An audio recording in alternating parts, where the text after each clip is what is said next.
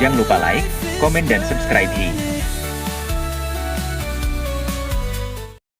Sebuah keluarga sangat senang menanti kelahiran anak pertama mereka. Hal itu terlihat dari wajah mereka yang sangat bahagia. Akhirnya, mereka benar-benar menjadi orang tua. Sang istri tersenyum lemah. Matanya berkaca-kaca, bukan karena lelah, tetapi karena bahagia. Pria itu mengecup kening istrinya, lalu membelai lembut kepala anak mereka. Sang suami membawakan bunga, sebuah coklat dan seporsi sushi untuk istrinya yang telah berjuang untuk melahirkan. Setiap akhir pekan, sang bapak senang mengajak anaknya untuk berkeliling di taman sembari berterima kasih kepada pohon-pohon yang telah menghasilkan oksigen. Suatu hari anak mereka jatuh sakit, si bapak dan ibu sangat panik dan sedih atas kejadian tersebut. Setelah berkonsultasi dengan dokter, dokter menyarankan untuk bayi tersebut diberikan donor darah. Setelah memeriksa golongan darah si anak, didapatkan hasil anak tersebut memiliki golongan darah O.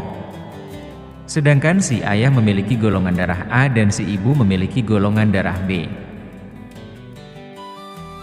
Si ayah mulai bertanya-tanya dalam hati dan mencurigai si istri, mengapakah golongan darah anak bisa berbeda dengan orang tua. Terjadilah pertengkaran yang tidak begitu hebat atau biasa saja antara pasangan suami dan istri itu.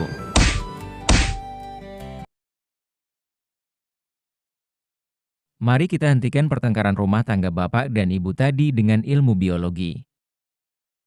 Materi biologi menentukan golongan darah pada manusia ini ada di kelas 12 SMA, yaitu pada materi hereditas pada manusia. Pernahkah kalian mendengar cerita lain jika ada anak yang golongan darahnya berbeda dari orang tuanya? Jangan berburuk sangka dulu, karena hal tersebut dapat dijelaskan di dalam biologi. Dalam hereditas pada manusia, ada beberapa cara menentukan golongan darah. Sistem pertama yang biasa digunakan adalah sistem ABO. Menurut sistem ABO, golongan darah manusia dikontrol oleh 3 macam alel, yaitu alel IA, IB, dan IO. Berikut adalah tabel genotip golongan darah sistem ABO. Genotip pada golongan darah terdiri atas genotip homozigot, yaitu genotip yang memiliki simbol sama. Contohnya IA-IA, IBIB atau IO-IO. Sedangkan genotip heterozigot memiliki simbol yang berbeda IA-IO, IB-IO, dan IA-IB. Berikut persilangan untuk Pak Sutri dalam cerita di awal video. Ayah memiliki golongan darah A dengan dugaan genotipnya heterozigot, yakni IA-IO. Ibu memiliki golongan darah B dengan dugaan genotipnya heterozigot, yakni IB-IO. Berikut menentukan gamet dari genotip yang ada. Genotip IA-IO diturunkan gamet IA lalu IO.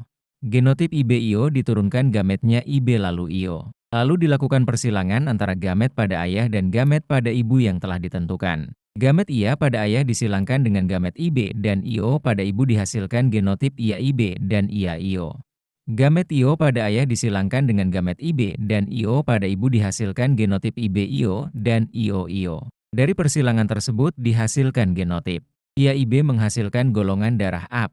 IA-IO menghasilkan golongan darah A. IB-IO menghasilkan golongan darah B. IO-IO menghasilkan golongan darah O. Maka peluang golongan darah anak yang lahir dari pasangan bergolongan darah A dan golongan darah B heterozigot adalah AB 25%, A 25%, B 25%, O 25%.